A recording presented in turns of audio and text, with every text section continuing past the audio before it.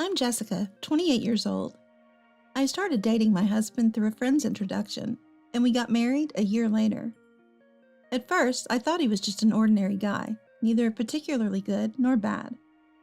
But about 3 months into our marriage, his flaws started to stand out, and I deeply felt that I had made a mistake by marrying him. The first flaw, my husband can't make decisions, and always consults mother-in-law or sister-in-law when in doubt. The second flaw, he has no sense of money management and spends everything he has. The third flaw, he does nothing at home. Absolutely nothing. The list of his flaws seemed endless. I knew I was also at fault for not noticing his flaws before getting married. Looking back, I wonder why I didn't notice them.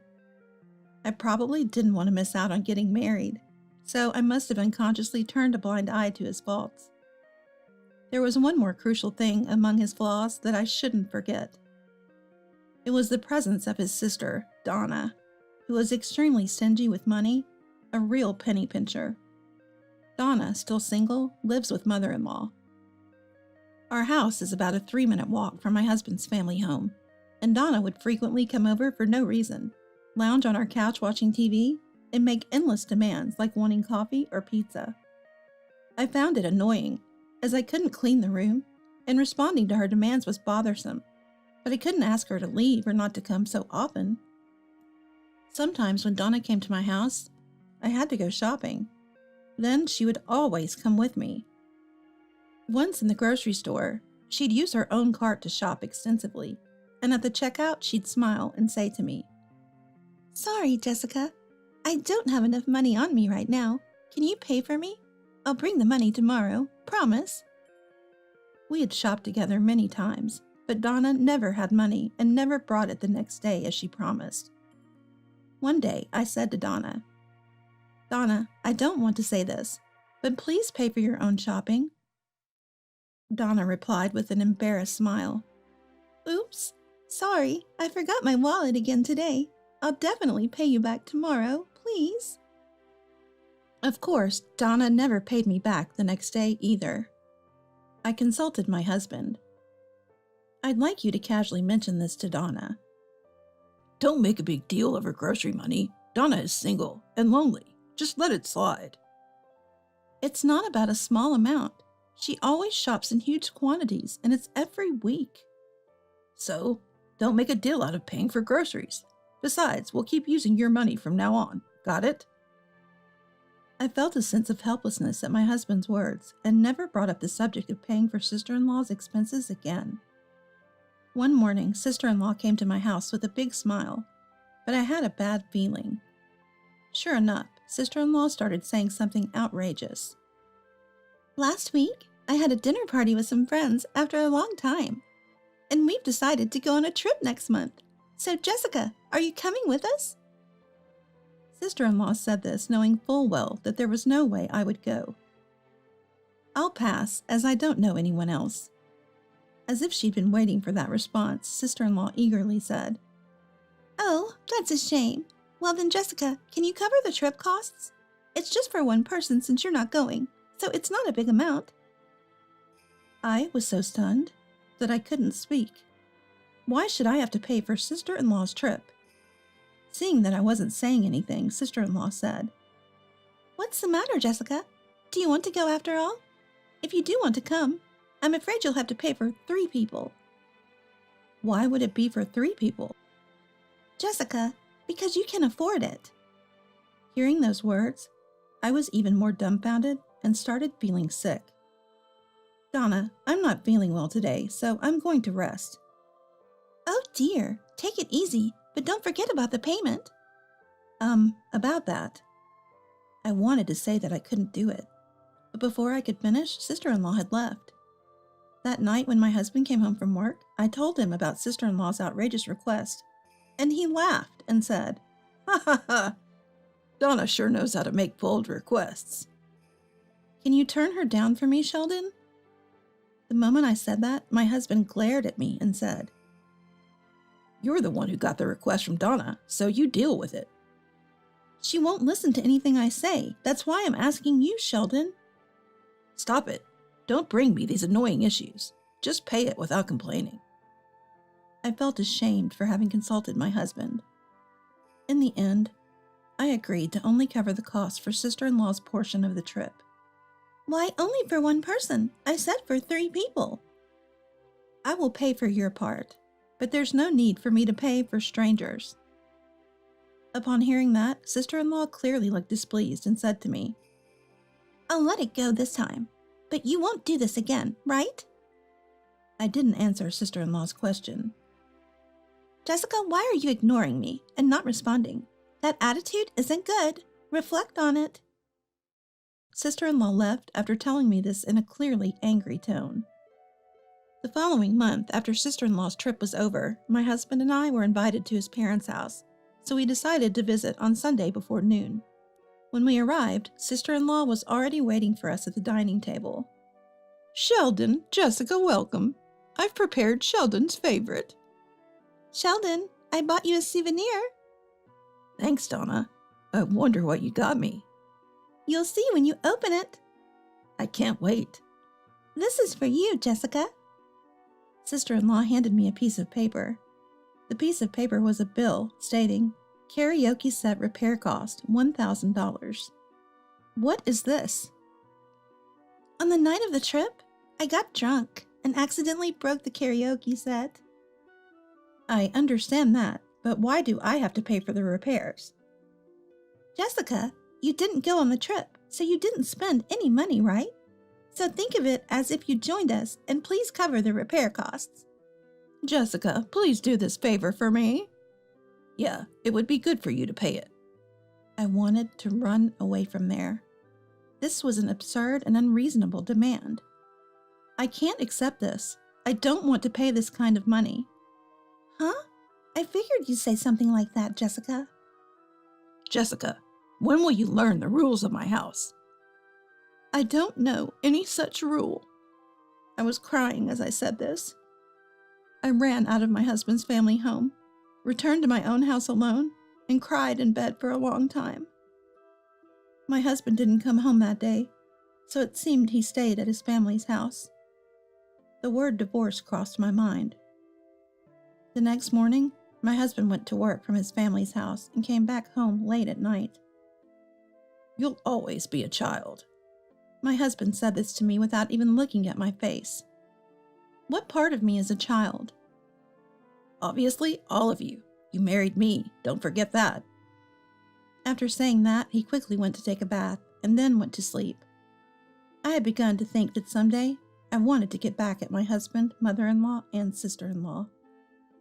Early the next morning, the phone rang, and the caller was my mother. I had a bad feeling. My mother had never called so early in the morning before. Mom, what happened? Jessica, Dad is in critical condition. My mother was crying. My father had been suffering from a lung condition and had been in and out of the hospital, and he was hospitalized at the time. What, Mom? You're at the hospital, right? I'm heading there right now. I quickly got ready and rushed to the hospital, meeting my exhausted mother in my father's room. The doctor was there, but when he saw me, he said, I think his time is near. Please talk to him one last time. I held my father's hand and spoke to him. Dad, it's me. Hang in there. Then my father squeezed my hand back with the little strength he had. Dad, you understand me, right? Get better soon so we can eat sushi together again. My father tried to slightly open his closed eyes, and tears were overflowing from them.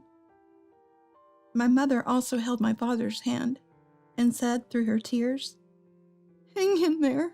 Don't leave me alone. At that moment, the medical equipment connected to my father made a noticeably loud noise. The doctor checked on my father and then informed us that he had passed away. My mother and I burst into tears.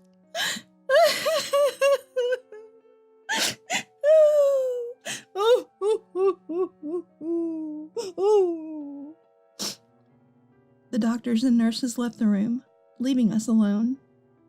A week had passed since my father's death. During that time, I'd been staying at my parents' house and was able to successfully complete the funeral. But once the tension had been lifted, I was overwhelmed with sadness as I truly realized that my father was gone. By the way, my husband briefly attended the funeral, but there was no sign of mother-in-law or sister-in-law.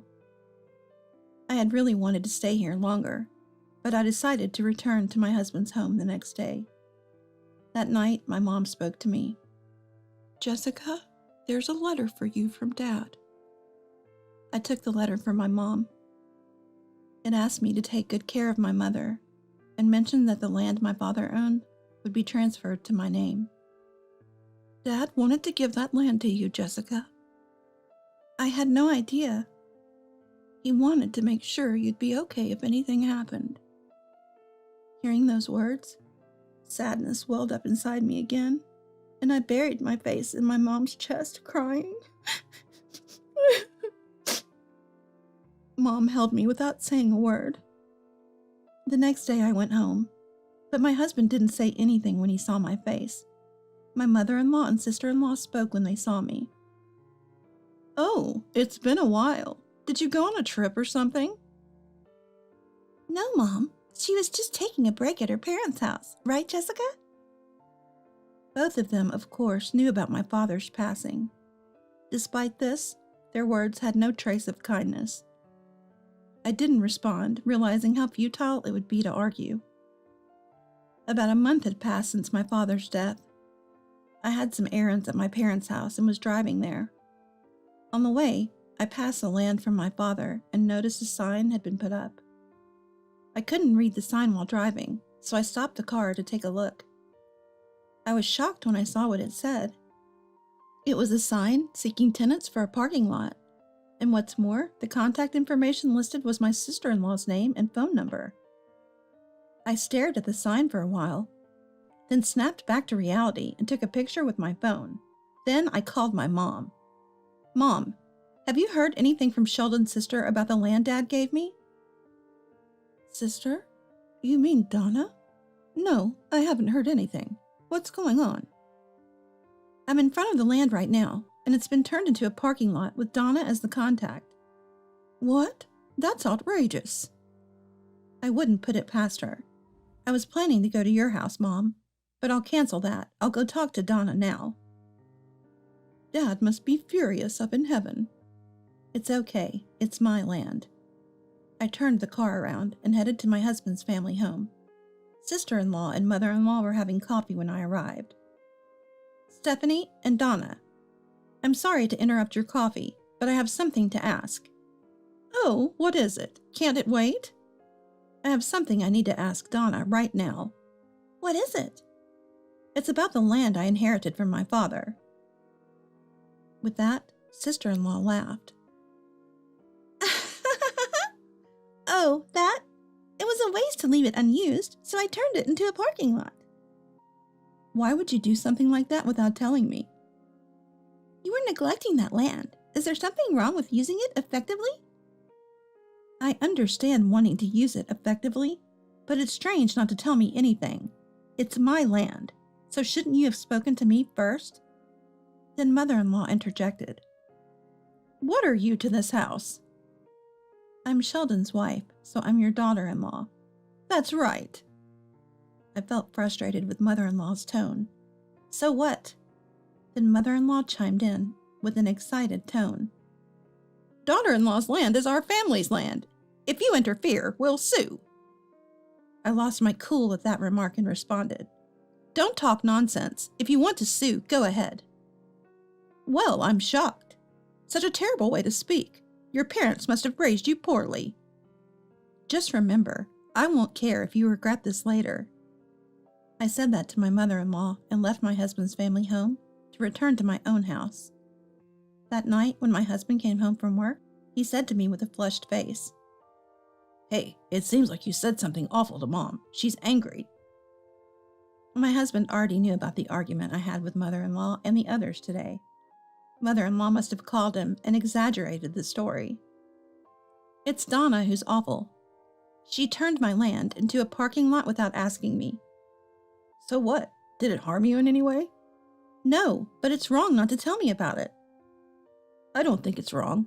You're my wife, so your land is our family's land. My husband echoed mother-in-law's words. Besides, how does Donna know I inherited that land?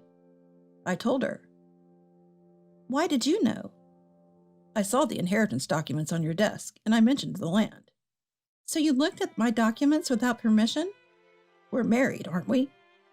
Convenient how we're only married when it suits you. Tears streamed down my face as I spoke.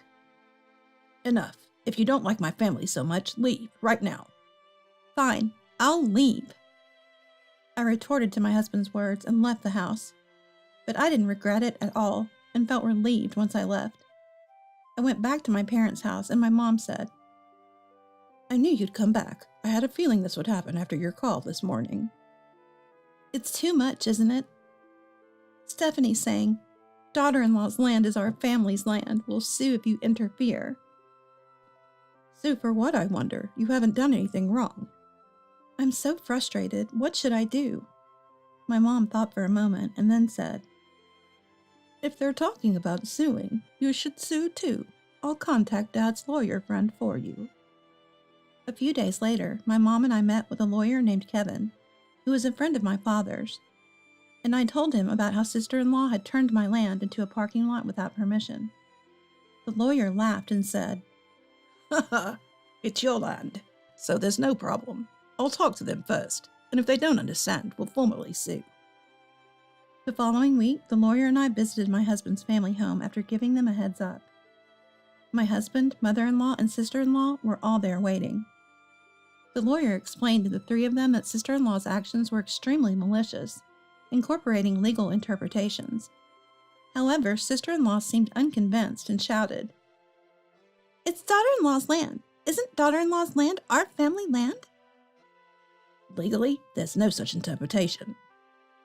I don't want to hear about complicated legal talk. You may be a smart lawyer, but you seem to lack common sense. Sister-in-law was giving the lawyer, who was about her parents' age, a piece of her mind. The lawyer calmly said, If you continue to use the land without permission, it can lead to serious legal consequences. What a cheeky man! The husband had a serious expression on his face after listening to the lawyer. He probably realized they were going to lose. Sheldon, what do we do? Do we sue? I can file a lawsuit if you want. The husband said with a slightly flustered expression. Let's not do that. Sheldon, why are you being so timid? Mom, it's no use. No matter how you look at it, we'd lose in court. Sheldon, but... The husband cut off sister-in-law's words. Donna, be quiet. Give me a moment. What are you going to do? I get it. We were wrong. We won't sue. Mother-in-law and sister-in-law were dumbfounded at his words. That's a wise decision. Then please remove the sign from that parking lot immediately. That's not a big deal. I'll give you half of the parking lot rent. Upon hearing this, the lawyer said to sister-in-law, The parking lot is Jessica's land, so you have no right to collect rent. That's right. It's my land. Please remove it immediately. Okay, I'll remove it. Just removing the sign won't be enough. There are already several cars parked there, right? Cancel those contracts as well. It might cause some trouble, but do your best. How cruel. Who's being cruel here? So, we're good with you not suing, right? Well, let me think. Yes, I'd like to see some sincerity from all three of you. What do you mean by sincerity? I'm not threatening you. I just want a heartfelt apology. What should we do? You can think about that yourself. You're a scary one. All right, I get it. With that, the husband offered a profound apology. He also motioned for mother-in-law and sister-in-law to apologize deeply, while he hung his head. Mother-in-law apologized tearfully, but sister-in-law had a discontented look on her face. I said, Donna's apology isn't sincere. An apology like that means nothing. Donna apologized properly. After being told by my husband, sister-in-law reluctantly apologized politely. Seeing this, I felt that my revenge on these people was complete. Fine, I understand. Also, I won't be coming here ever again. I headed back with the lawyer. I had the lawyer inform my husband that he would proceed with the divorce. The lawyer said, Jessica, that was impressive. It might have been a bit over the top, but it probably served as a good lesson for those three. Indeed, thank you so much. This is the end. Jessica, please be very happy from now on. Thank you, I'll definitely be happy. About a month later, the divorce proceedings were completed smoothly, and I was to receive compensation. One day, when I went to check on my land, I saw that the sign had been removed and there were no cars parked, which gave me relief. Another month passed, and I remembered that my graduation album was still at my ex-husband's house. Reluctantly, I called my ex-husband and told him I would come to pick it up, only to be told something surprising. You can come and get it, but we don't live in that house anymore. We're in an apartment nearby, and I'm not sure if all your stuff is there, but I packed it in a box for you. My ex-husband's voice lacked its usual energy, and was clear that he was not well. The next day I visited the apartment that my ex-husband had told me about, and when I knocked on the door, a haggard man who looked like a completely different person came out and said to me, Here's the box. Take it. You look worn out. Yeah, a lot has happened. What happened? I was told to leave by the landlord of the parking lot. The tenant likes to cause trouble, and it ended up in a legal mess. Oh dear. In the end, I lost and had to pay an enormous amount. It can't be helped if you lost. I tried to win the money back they made me pay by gambling, but instead I lost everything and ended up like this. You can't expect to make money that easily with gambling. You're being naive. Even when I said this, he didn't get angry as he used to. He just hung his head in low spirits. What about Stephanie and Donna? Both of them are working part-time jobs. After my day job ends, I also go to work as a night security guard. My ex-husband said this with a lonely smile on his face.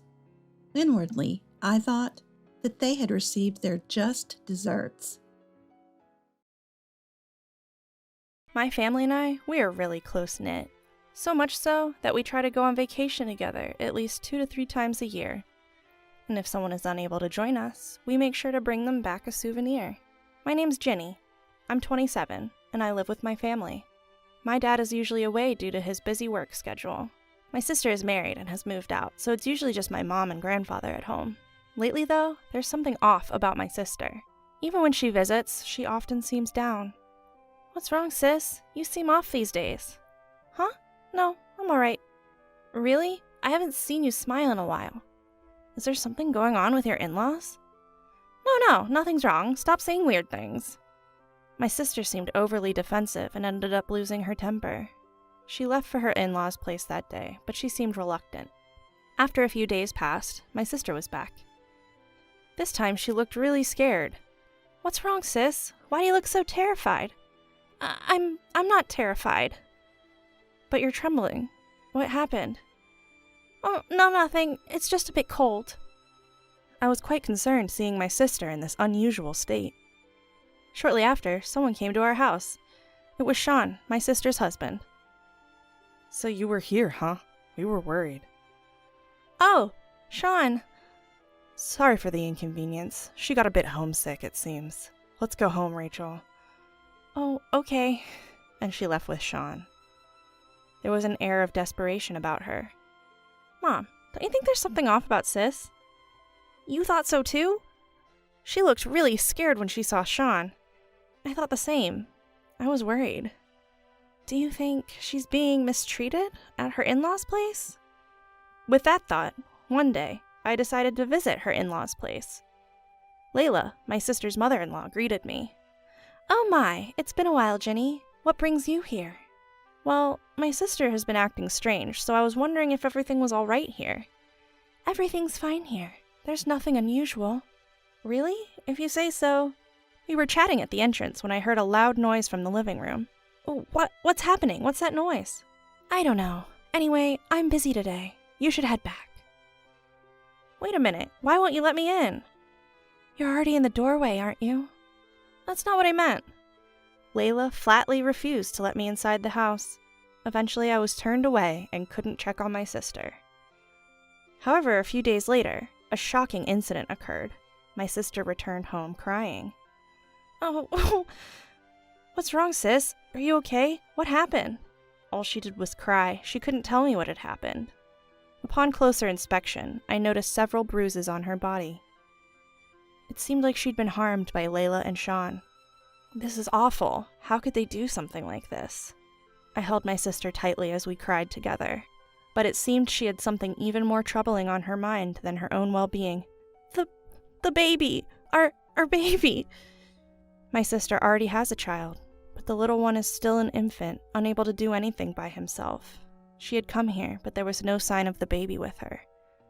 Sis, where's the baby? What happened to the baby? As I asked, she answered through her tears. The baby.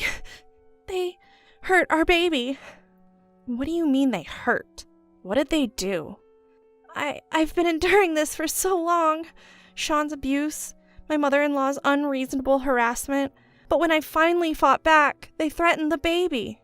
That's too horrible. In order to protect the baby, I endured as much as I could, but... From there, her voice quivered and couldn't speak any further. That's when Grandpa arrived. What's going on? What happened? My sister, in tears, explained the situation to Grandpa. Huh? That's all Grandpa said after hearing the story. In the next moment, he was on the phone with someone. Who are you calling? When I asked, Grandpa didn't answer, but simply said, we're going to their house. So, taking Mom, my sister, and me along, Grandpa drove us towards the in-laws' house. After about a 10-minute drive, we arrived at their place. What's going on? What a surprise to see the whole family come over. The one who welcomed us was Layla. She spoke as if she knew nothing. I've heard that you hurt my dear granddaughter, and even my great-grandchild. Grandpa said this quietly, but Layla just laughed. Who cares? It's not a big deal. And besides, it's all her fault anyway. She pointed at my sister. I wondered what she could possibly be blaming my sister for. She told Sean to limit his sausage intake because of its high purine content, since he was eating it almost every day. What's wrong with letting him eat what he likes? My sister had simply been concerned about her husband's health. And you? You hurt my granddaughter over something like that? You're the ones making a fuss over nothing. It's absurd for you to come all the way here with your whole family. Are you fools? Layla was laughing, not at all embarrassed. Grandpa was silent, but the lines between his brows showed. He was clearly angry. Then my sister's husband, Sean, appeared. Hey, Rachel, you're finally back. Did you go to your parents again? I was worried about you, you know. He didn't look worried at all as he spoke. So, why is the whole family here? We're here to take you down. Huh? Take down? Mom, what's this old man talking about? I don't know. Maybe he's going senile? While Layla and Sean were laughing, Grandpa started to laugh as well. The hell are you laughing at? I was just thinking about what's going to happen to you two. Should be any minute now. Arrive? What are you talking about? As Grandpa finished his sentence, one car after another began pulling up and parking in front of my in-laws' house. What's happening? People started getting out of the cars, one after the other, completely surrounding the house. There must have been about 30 people there, give or take, and I recognized most of their faces. They were all my relatives. What on earth? Who are all these people? Why have so many come? They're my family. They all thought they'd step in because they heard my precious granddaughter had been mistreated. What? Stop crowding the front of our house like this. You're being a nuisance. Well then, let's go inside your house. With that, Grandpa led our relatives inside the house. Hey, don't barge in like that. We followed Grandpa inside and in the living room.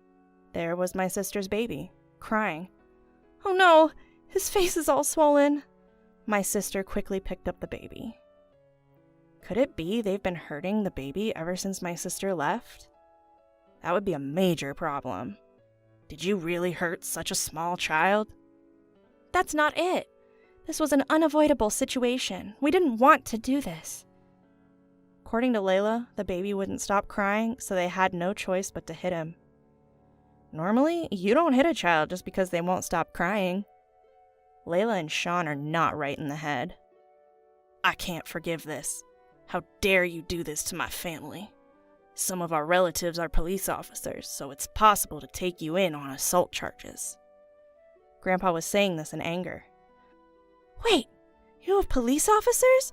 But doesn't this fall under civil matters? Not necessarily if there's evidence of assault. When Grandpa checked with the relatives, they agreed. After what they did to my sister and the baby, I won't be satisfied until they're taken away by the police. But Layla and Sean were still making feeble excuses. There's no need to push this hard. We just need to ensure this doesn't happen again. It's cruel to be so angry over this. Layla's voice trembled as she said this. It seemed she realized the severity of the situation. Hey, Rachel, say something too. We didn't do anything wrong, did we? It was just a little rough handling. Even Sean started to make a pathetic excuse. But my sister just looked down in silence. Hey, say something, Rachel. We're married, right? Help me out here, Sean yelled at my sister. Grandpa immediately shielded my sister and yelled at Sean. How dare you talk to my granddaughter like that? But Rachel and I are married. You can't just meddle in a couple's issues like this. It's not right.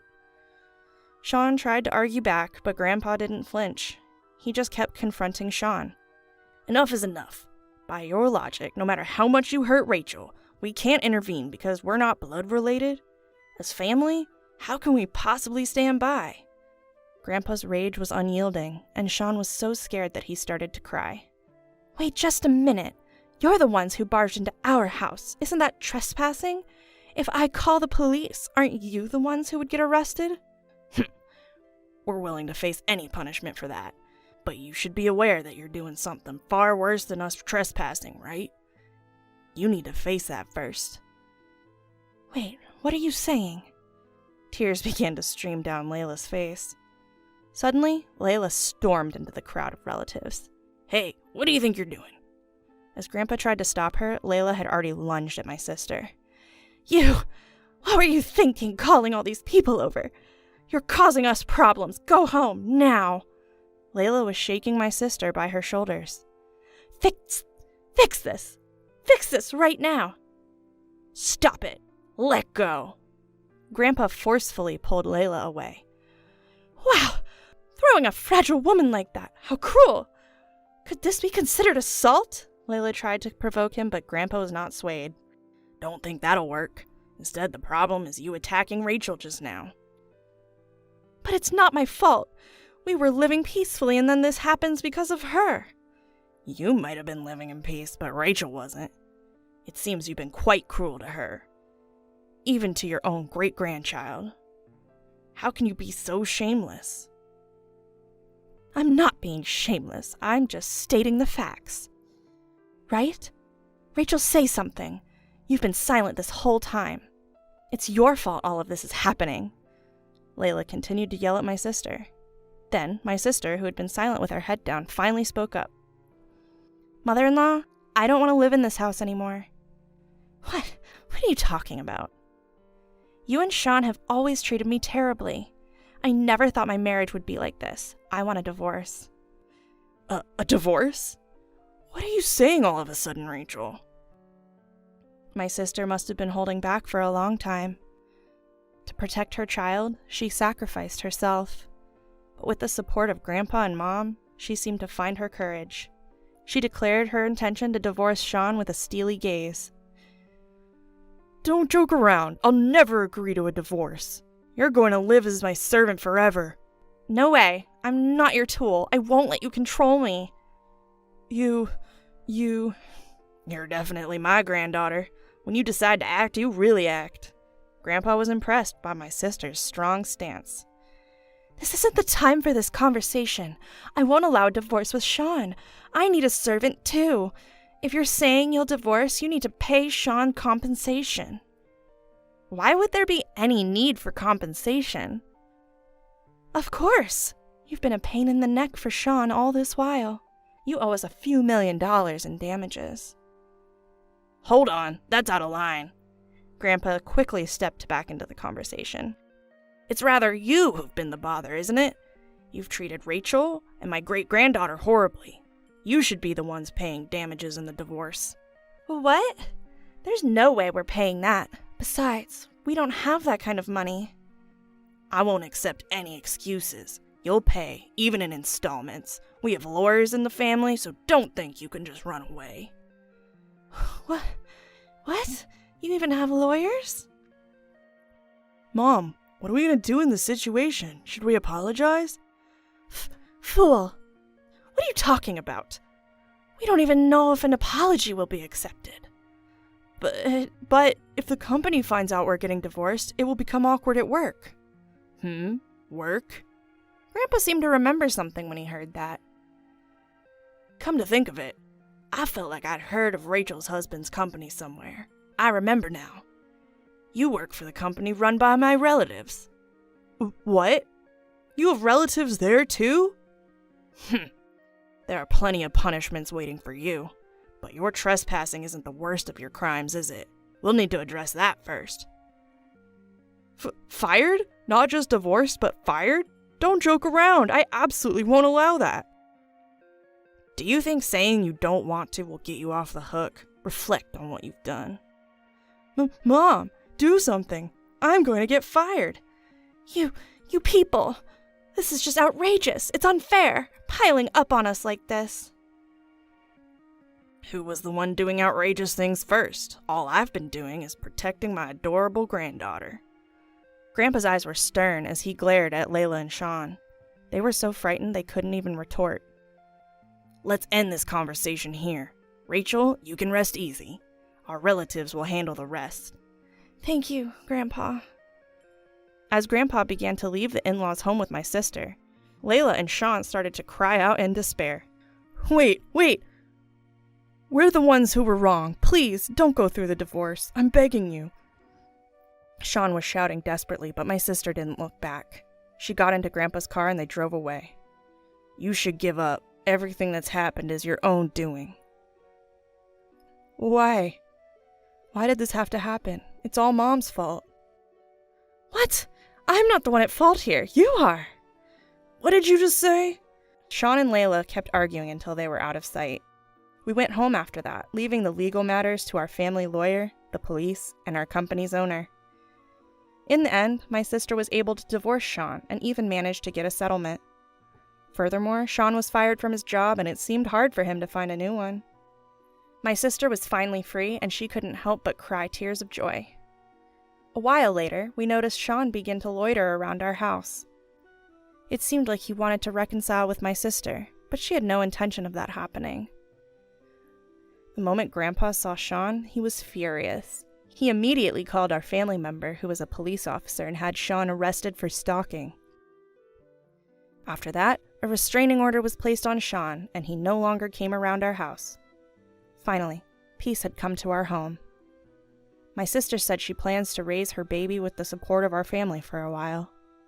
I too am helping take care of the baby and enjoying my life with my wonderful family.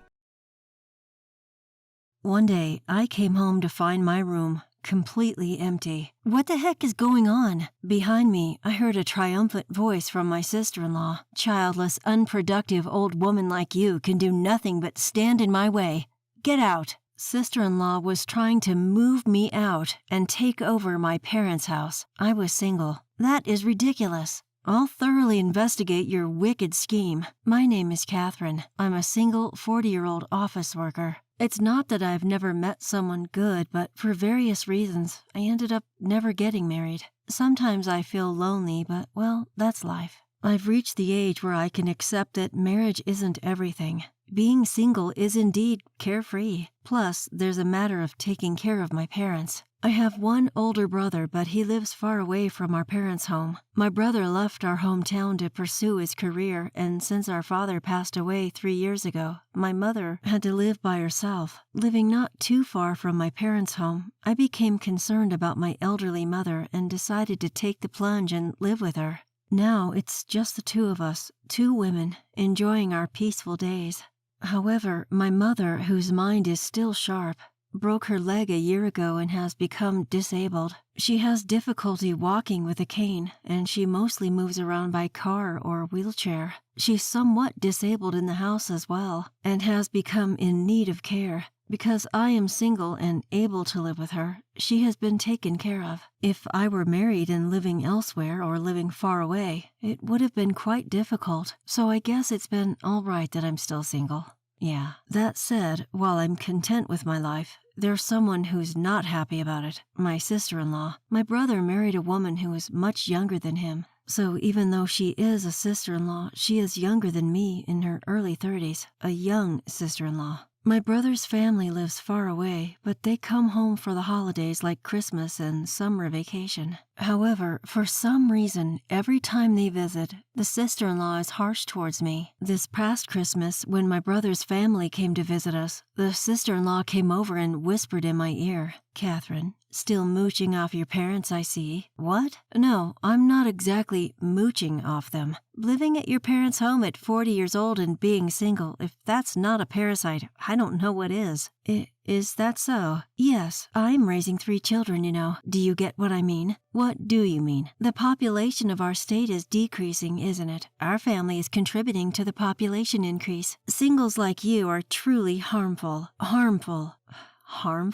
Do you enjoy decreasing the population? Is there any point in being born if you're going to be single for life? She goes that far. At least have a child or something. What she said struck a chord within me. Although I am single due to various reasons, there was a man I wanted to marry. But there was a bit of a problem with my body. Simply put, I can't have children. He asked me to be in a relationship with him, and since he had an intent for the future together from the beginning, I laid out everything on the table for him since day one. He said, "I just want to be with you, even if we don't have kids. As long as we're together, I'll be happy." So I agreed to date him. But marriage turned out to be more than just the 2 of us. The trials and dramas we went through ultimately led me to stay single. The appalling words of my sister-in-law left me speechless. And yet, she had the audacity to take advantage of me financially. We have 3 kids, you know. Be fair with your Christmas gifts. We expect them to be generous. We expect you to gift us some money as a kindergarten enrollment celebration, and it's gonna be at least for $1,000. You're not so poor that you can't afford that, right, Auntie?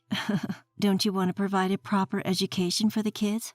Oh, right, you don't have any kids, so you wouldn't understand. But I let you have the joy of raising our kids, so pay for their extracurricular activities. It's like she thinks if she uses the kids as an excuse, she can get away with more money. Sure, I'll give gifts for occasions, but I don't understand why I have to bear with her tisk-tisking after she checks the amount of money in the envelope on the spot. And why should I be the one to pay for their extracurricular activities? When I bring it up to my mom or my brother, they make incredulous faces, unable to believe such audacity of my sister-in-law because they haven't seen it. That's right, she only ever behaves this way when it's just the 2 of us. She's pretty slick. This past New Year's holiday, she immediately opened the New Year's gifts I gave to my nephew and niece. It was while my brother was out of the room, having stepped away for a moment to help my mom with something. She spat out, "Huh? This is it? This paltry sum is your gift? Just how poor are you, you stingy bitch?" It's another comment that my mom and brother find hard to believe, so I'm thinking I should start recording her. However, there would be such negative repercussions on the family relationships if I keep tattling on, so I can't say much. After all, my mom has 3 adorable grandkids. If my complaints lead to my sister-in-law refusing to visit, my mom would be deprived of seeing her grandchildren. That would be too sad for my mom, so I just need to be quiet. If I can just dismiss her harsh remarks, everything will settle down. That's what I thought, until the situation completely changed one day. It was a weekday when my sister came over. It was during the week, so my brother was at work and I was working from home. My mom was at a senior daycare center. The kids were at the daycare and they were going to their maternal grandparents straight after. My sister-in-law was visiting me alone. I was wondering why she was here on such an unusual day. Then she got right down to business. You know, I've been thinking that we should move in here. Excuse me? Talk about a bolt from the blue. What on earth is she trying to say? You mean move in? That's what I said. We've been thinking of moving in here. Who's we? Our family. Where exactly? Don't make me repeat myself. Into this house. Why? Because I'm pregnant with our 4th child. What? In my brother's family, they already have 3 kids. The oldest is in early elementary school. The middle one is a kindergartner, and the youngest just started preschool. Even though they already have 3 kids, they're having a 4th. I can't help but be impressed. However, they currently live near the sister-in-law's parents' house, so they probably get help with the kids like today. If so, what's the advantage of moving over here? John's gonna be transferred here, that's why. John is my brother. Oh, I remember my brother mentioning something like that. Apparently a branch office is going to open here in our hometown. Who wants to go to the branch office? Me. Apparently he volunteered for the position quite willingly. I wonder why the personnel decisions can be made so casually. Is it okay with you, sis? I mean, wouldn't it be better to stay closer to your parents' place? My parents are still working, so I really can't rely on them too much. They start to frown if I ask too often, saying stuff like, ask your husband first, or don't make children assuming you can depend on your parents. It'd be hard to mention that we were having a 4th, right? That's your business. How would I know? I can understand her parents' perspective. According to my brother, when he comes home from work, he does the cleaning, the laundry, and even prepares dinner. My sister-in-law confirmed that that is true. Even though he must be tired from work, my brother has always been very considerate of his wife and has helped as much as possible. It could be because of this that my brother seemed tired whenever I saw him from time to time. Still, isn't having another child a bit too reckless? Yet, life is a gift. It's a happy event, and I have no intention of saying, why not just stop having kids? But why are they planning on moving in with us? I must have looked puzzled. My sister-in-law continued. It's a hassle to deal with my parents, and where we live now is just too remote from everything and too inconvenient. So instead of letting John live and work by himself here, we thought it would be nice for all of us to move in. Well, there are a lot of daycares for kids here, right? So, Catherine, could you please move out soon? Excuse me? Once again, I'm taken aback. What the heck is my sister-in-law saying, for God's sake? As far as moving in, let's discuss that with my mother and brother, but why should I be the one to move out? Think about it. We're going to be a family of 6 soon, right? That's true. So isn't this house going to be too small? Well, that's true. Well, I suppose so. That's why I'm telling you to get out. No, I don't understand what you mean. Having 6 in the family is a lot, but it's not impossible for 8 of us to live together, including my mom and myself. Of course, when the kids grow up, it's impossible for all of them to live in an individual room, but I didn't think there was any point in worrying that far ahead. My sister-in-law, annoyed by my increasing confusion, raised her voice. I mean, come on. You're in the way. You, an old woman, can't even have kids. For our sake, get out. What? Oh, and don't move too far away, okay? You're still going to have to look after our kids. What? After ranting, she added, get out of here soon, and then went home. This needs a family meeting, yeah. That night, I told my mom about what Susan had said and called my brother. My brother told me that he'd arrange a separate house for his family. Sure, I've been traveling a lot for work, and I think it's been tough on Susan. That's why we were living near her parents' home in good old Nebraska. But is she really so bothered by the countryside? On the other end of the phone, my brother sounded confused.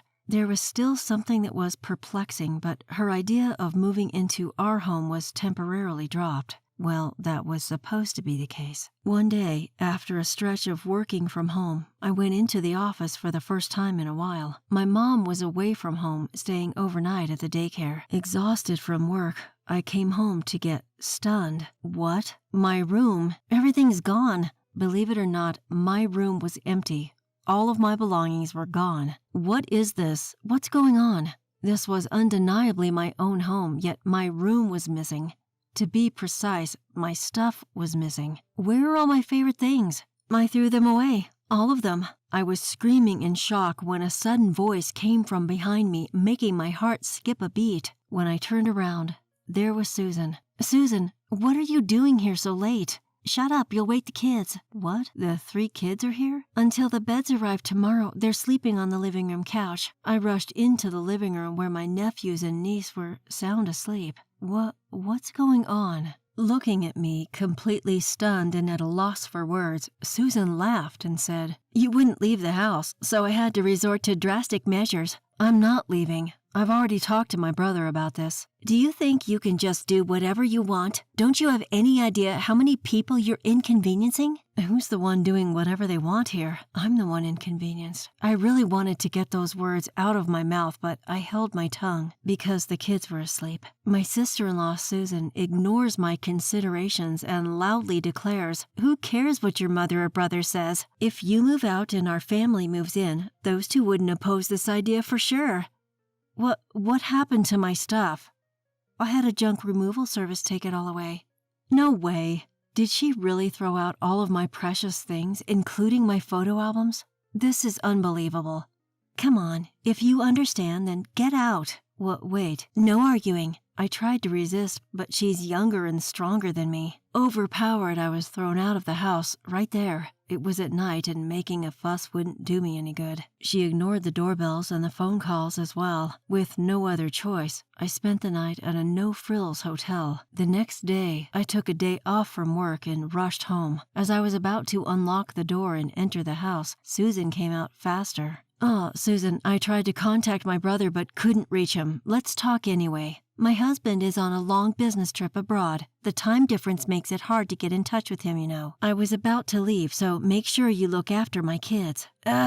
Susan! Leaving me in shock, she left quickly. She was all dressed up and everything. With no other choice, I looked after the 3 kids and had a bitter expression when I welcomed my mom home in the evening. "Mom, isn't this a bit much?" "Yes, it's a bit much to ignore John's opinions and be so forceful. Leaving the 3 kids and going out is unbelievable. If she wanted to leave the kids with someone, her own parents would be the best option." "Yes, what are the real benefits of living here?" Speaking of which, she went out quite dressed up. Really? There might be a clue in that. Agreeing with my mother's words, I immediately requested an investigation from a private detective. A month later, I now live in a 1-bedroom apartment as a temporary residence, which I had to find in a fluster. My room in my parents' house has been completely remodeled by Susan, and it's nowhere near what it used to be. John was furious, saying, "Don't do as you please," but she seemed to argue that once they moved in, it'd be their place. And she also seemed to say things like, "You're often away from work, aren't you? I thought it'd be nice for the family to stay together, so I came along. Raising children is really hard.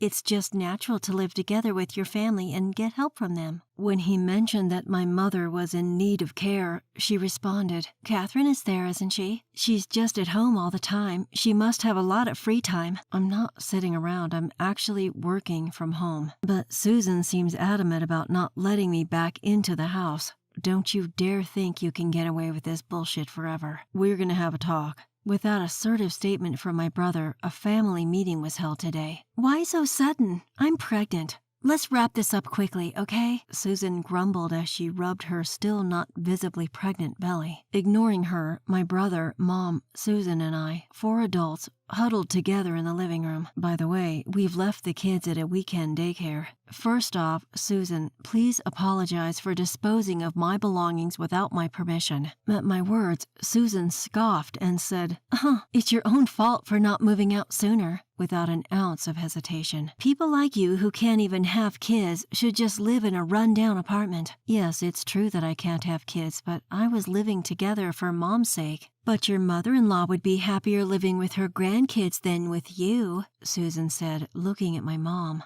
My mom replied, "Of course I'd be happy to live with my grandkids," but hearing this, Susan smirked triumphantly. "See? Did you hear that? It's much more meaningful for us to live together than an unproductive person like you." But, ignoring Susan's words, Mom continued, "If they were my real grandchildren, Huh? Susan was dumbfounded, not understanding my mom's words. At that moment, my brother presented a large envelope. What is this? The result of your affair investigation. My brother responded calmly. Huh? Susan seemed surprised and stared at my brother, who continued speaking, unflustered. You thought we wouldn't find out, didn't you? What are you talking about? I didn't cheat on you. Really? So these pictures are photoshopped, huh? In response to Susan's denial, my brother spread several pictures on the table. In them, wait, no. There were photos of Susan flirting with a guy. I thought it was strange when you forced us to move away from our parents who help with the kids to move in here. But the city is more convenient, isn't it? But you're not even using any childcare services and pushing the childcare onto Catherine, aren't you? Well, I need a break too.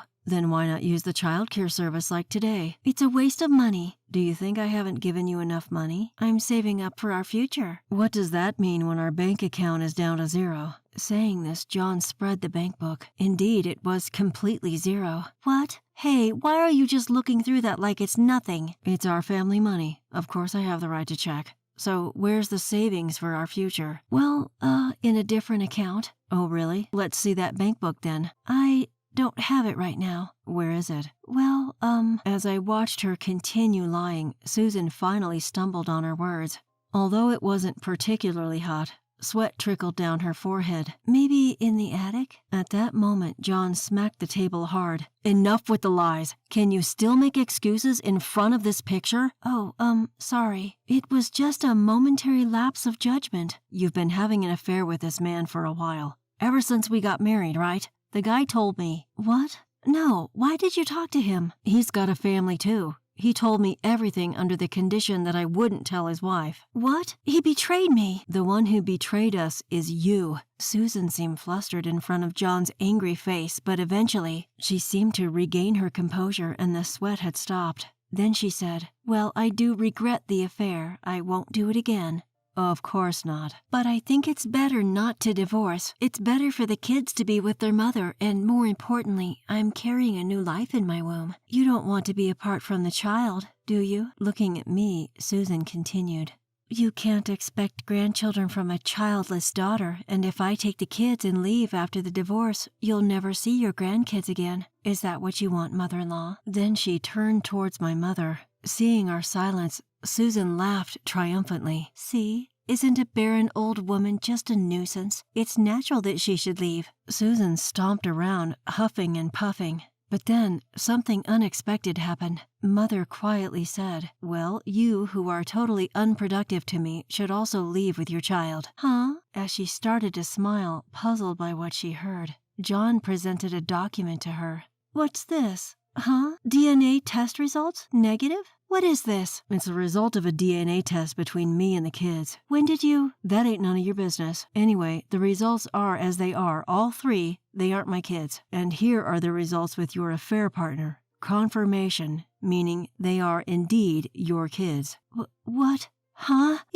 My kids ain't mine, meaning they're not my ma's grandchildren. They're complete strangers. No way. It ain't a lie. You knew it, didn't you? You knew, and you pulled a cuckoo move on me, didn't you? I didn't. That's what the other guy said. You said, it's sad that our children can't live together as a family, to him. Susan looked so pale, she might fall over at any moment. And then my mom gave the coup de grace. So you're a burden because you can't bear my son's children. Please pack up and leave with the kids and hurry. What? Are you going to throw us out into the street? Such young kids? You monster! It was then that Susan cried out, trying to elicit sympathy. The monster here is you. A different loud voice echoed through the room. Susan spun around and her eyes bulged. Dad? Why are you here? And Mom too? Yes, there stood Susan's real parents. They've agreed to take all the children once I explain the situation. You stupid daughter. Can there be a more disgraceful story as a parent? I'm sorry. Apparently, Susan can't hold her ground against her father. Her face turned blue as she sobbed. John, and to his mother, and Catherine, I'm really sorry for my stupid daughter. We'll definitely make her pay for the damages. Damages? Wait a minute. I can't afford that. Are you going to pay for me, Dad? No way. I'll front you, but you're paying me back even if it takes you a lifetime. So, her father took Susan, who was seriously on the brink of tears, away without waiting for a reply. Her mom, who kept bowing deeply to us in apology, was quite memorable. Even though they're good parents, they raised such a daughter. Raising kids is tough, isn't it?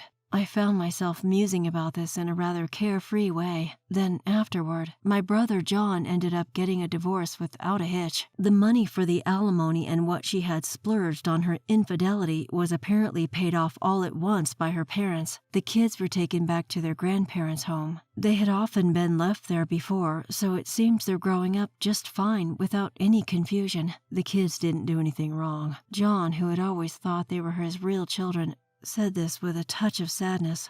There's no way you can accept it when you're suddenly told they're not yours. I'm hoping that one day John's emotional wounds will heal. 3 years later, John found a good match and had his real child.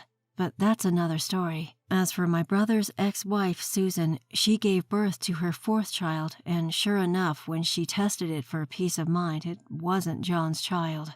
Under strict supervision of her parents, she seems to have been working like mad from morning till night for a while, but she seemed to continue her relationship with her lover undeterred. In the end, her affair was also exposed to her lover's wife. After the huge fight, more alimony was incurred, and it seems she was kicked out of the house by her parents. No one knows what became of her after that. As for me, I'm living peaceful days while taking care of my mom, same as always.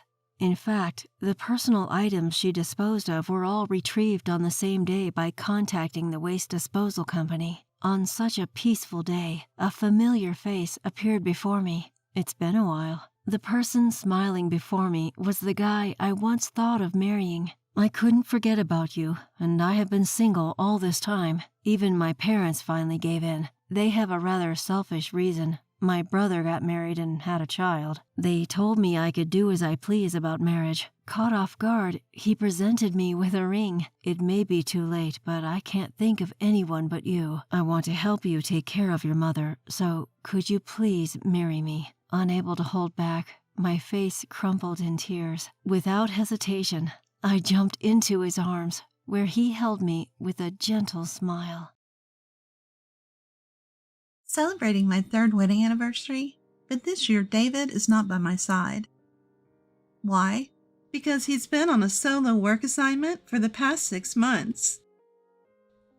If he can't come home because of work, then I'll surprise him by going to see him. I'll dress up real special. But what I saw at David's place of assignment was him entering an apartment with a woman I've never seen before. I can't believe this. How could he cheat on me like this? Is this who he really is? Well, 2 can play that game. And so began my quest for revenge on David. My name is Karen Smith. I'm 29 years old. I work a regular job while maintaining a married life, a working housewife. David and I have been married for 2 years now. Adding in the time we dated, we have a relationship that spans about 5 years. We met through mutual friends during my first year in the workforce. One of my college buddies worked at the same company as David, and we happened to run into each other at a pub. I was alone. They were having a drink with colleagues. A friend noticed me and invited me to join, and that's how it all began. From there, David and I started exchanging contact information and texting. At the time, my head was full of work. I couldn't imagine dating anyone. Apparently, David felt the same way. Whenever we had free time, we'd meet at a pub and vent to each other. Listen, David, my boss got mad at me today for the dumbest reason. Oh man, I totally get it. They act like they told you something when they never did. Exactly. If you're telling me to do something I don't know about, at least explain it to me. Yeah, you're telling me. Well, let's just drink for now. Sounds good. Tomorrow's a day off. Let's hop to a few places tonight. Our relationship was like a friendship or sibling bond. David became increasingly important to me. After about 2 years of knowing him, I think I've fallen for you, Karen. We were at our usual pub, trying to sober up on a park bench, when David suddenly said this. Caught off guard, my voice wavered. What? Even though it was winter, I felt hot. Apparently, David felt the same way. His face, illuminated by the moonlight, had a faint blush, and I knew it wasn't because of the alcohol. Seeing my confusion, David continued. Karen, will you be my girlfriend? Are you sure about me? Yes, it's you that I want, Karen. We're like best friends who can talk about anything and care for each other. I think you're the only one I can have that kind of relationship with. David! And so, our romantic relationship began. It felt more like a friendship than a romance, but it was happiness nonetheless. Fast forward 6 months, and we were approaching our 3rd wedding anniversary. For the last 2 anniversaries, we reserved a restaurant, had a delightful dinner, and came home to eat cake. We could either continue the same tradition this year or try something new. Even though the date was half a year away, I couldn't stop thinking about it. Then one day, I had just gotten home and was preparing dinner while waiting for David. About an hour later, David came back. I was frying chicken, so I couldn't leave the kitchen, but I yelled, "Welcome home!" But there was no reply from David. I had definitely heard the front door, and usually he would say, "I'm home." Puzzled, I turned off the stove and went to the entrance. David was standing there, looking downcast. Confused, I spoke to David. David, what's wrong? Are you not feeling well? No, it's not that. Then what's going on? You look really down. Something came up at work today. Did something go wrong with his job? With that thought, I casually asked, "What did they say?" David, still looking glum, finally spoke. I have to go on a solo assignment to New Orleans starting next month. What? The guy who was supposed to go had to quit because of family reasons, so they want me to go instead. You're kidding. Why so suddenly? And New Orleans is so far away. I'm really sorry, but there's a promotion involved, and I couldn't say no. Are you serious? According to David, it was difficult to turn down the assignment given the circumstances. It was only for 6 months, and considering his future, the promotion was important. But was it normal for a husband to decide on such a thing without consulting his wife?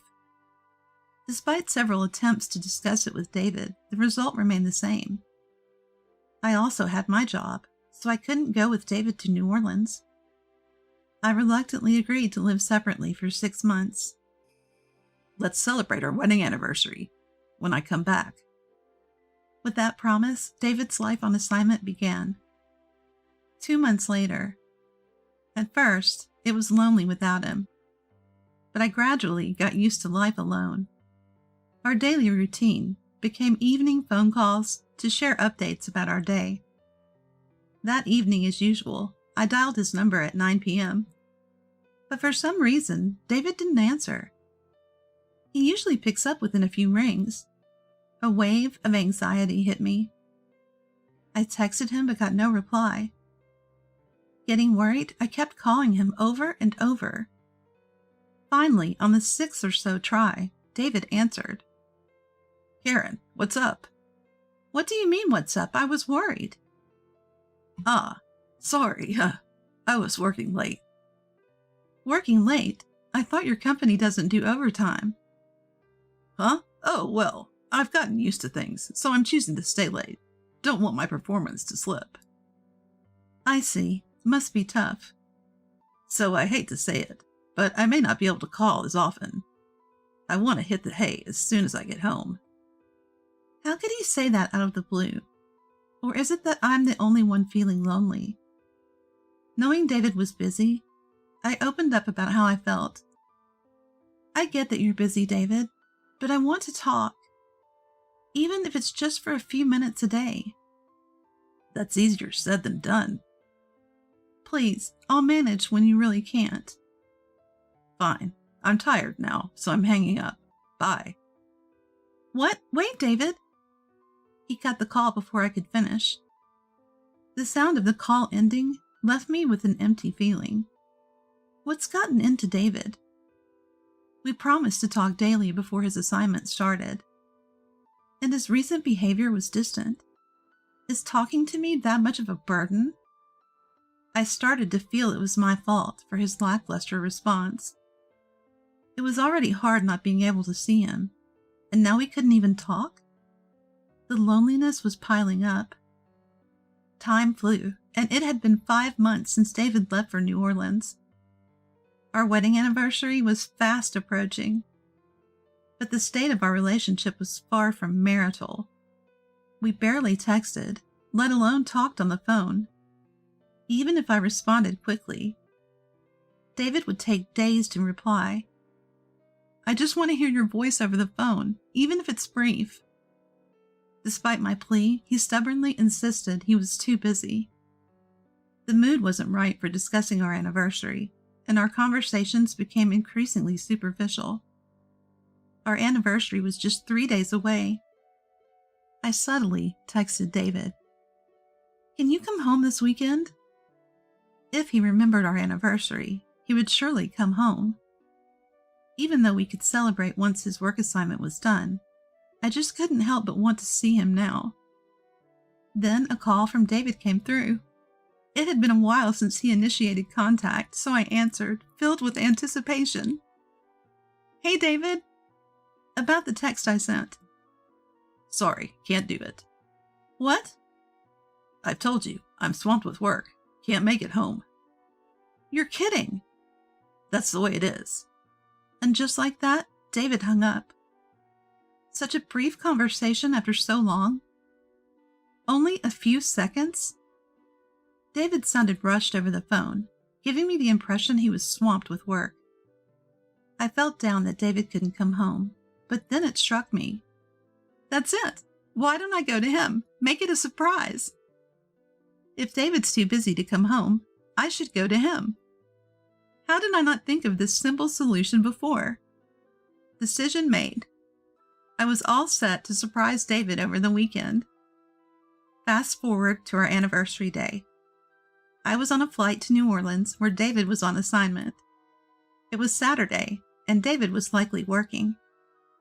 I knew his apartment address, so I decided to wait at a nearby cafe until he came home. This was a surprise, so I didn't inform David. I kept an eye on his apartment from the cafe window. What should I say when I see him? He'll surely be surprised. Lost in thought and excitement, I looked outside and saw someone who looked like David. As I was about to pay and leave, an unbelievable scene caught my eye. What? You're kidding me. A young woman quickly ran up to David, who was waiting outside his apartment. He greeted her with a warm smile and caressed her head. Arm in arm, they both went into his apartment, looking happy. The David I knew was gone. My intense desire to see David shattered in an instant. I can't believe it. He lied about being busy and was cheating on me. How much more does he plan to humiliate me? I can never forgive him. I'll make them both regret this. Any remaining love for David evaporated, replaced by a thirst for revenge. I immediately caught a flight back and headed straight to a reputable law firm. Next, I commissioned a personal investigation on David from a private investigation agency. In about a week, I gathered plenty of evidence proving David's infidelity. Maybe he'd let his guard down because he was away on a work assignment. With the evidence in hand, I went to see a lawyer. While preparing for the divorce, I also began packing my things to move out. I managed to finish moving 2 days before David returned home from his assignment. Since the apartment we lived in was originally in my name from my single days, I ended the lease when I moved. And finally, the day David was to return home arrived. After dinner, I was thinking it should be any moment now when, as expected, the phone rang. Taking a deep breath. I answered. David immediately started yelling. Hey, Karen! What the hell is going on here? What do you mean? Don't play dumb. Why are so many things missing from the house? Even the appliances are almost all gone. Well, that's because I moved them to my new place. What? New place? David seemed unable to grasp the situation, raising his voice. What do you mean? So I kindly explained. I moved out because I don't want to be your wife anymore. What? What are you saying? I just got back from my work assignment. That work assignment must have been fun. Cheating behind my back, huh? The moment I said cheating, David started to stammer. Thinking he could somehow talk his way out of it, he fired back. What are you talking about? Cheating? I would never do such a thing. But you did, right? No, I didn't. Are you still holding a grudge because I couldn't keep in touch due to work? It couldn't be helped. I really was busy. I was working even on my days off. Wow, you're good at lying. I saw it, you know. Saw what? I saw you going into an apartment with a young woman at your work assignment location. What? David probably hasn't fully comprehended my words. No way. I would never cheat, he muttered as if talking to himself. That's when I sent all the photographic evidence of his infidelity to his phone. So, can you still say you weren't cheating after seeing what I just sent? What is this? I hired a private investigation agency after I found out you were cheating. Can't believe I got this much evidence in just a week's personal investigation. You must have felt really secure during your assignment, huh? No, this isn't what it looks like. Confronted with the evidence, David was visibly shaken. Even while panicking, he insisted.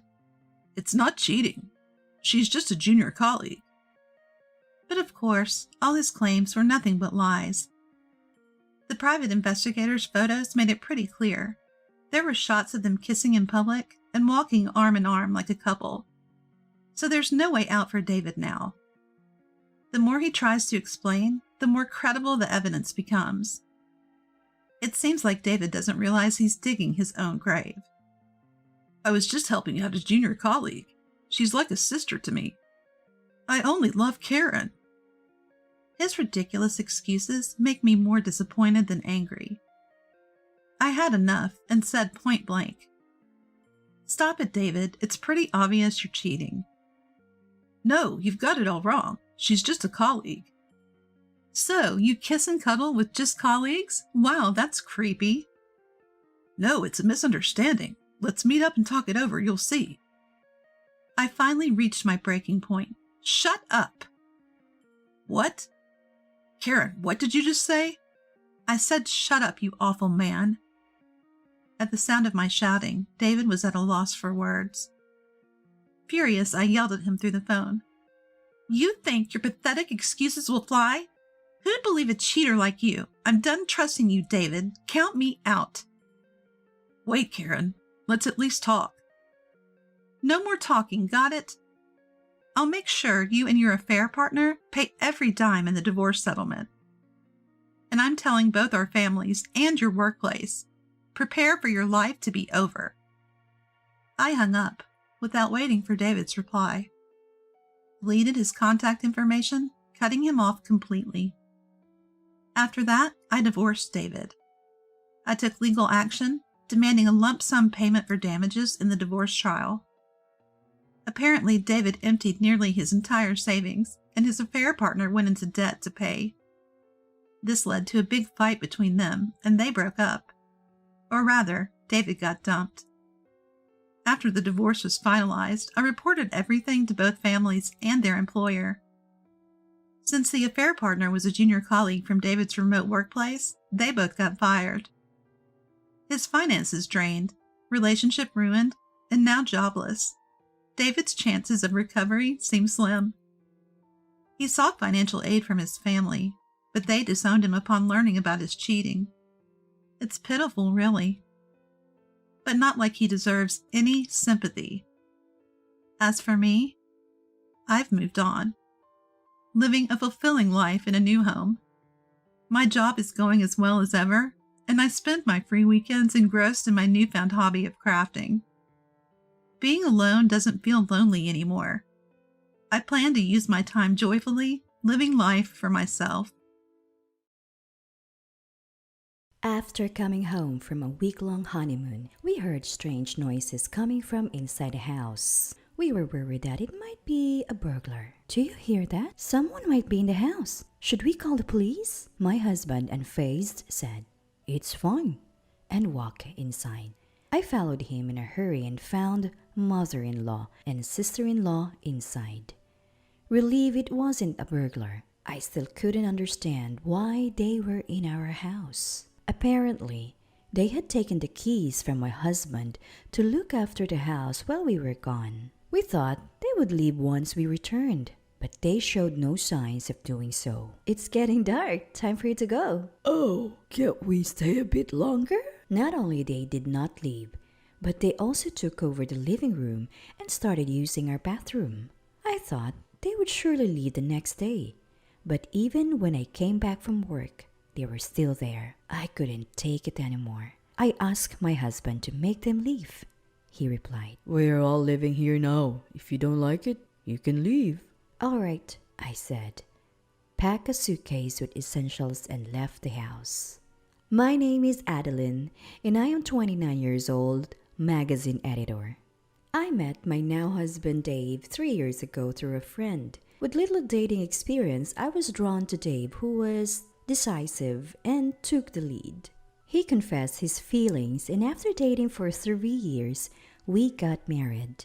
Whether choosing a new home or a wedding venue, he was dependable and made things run smoothly.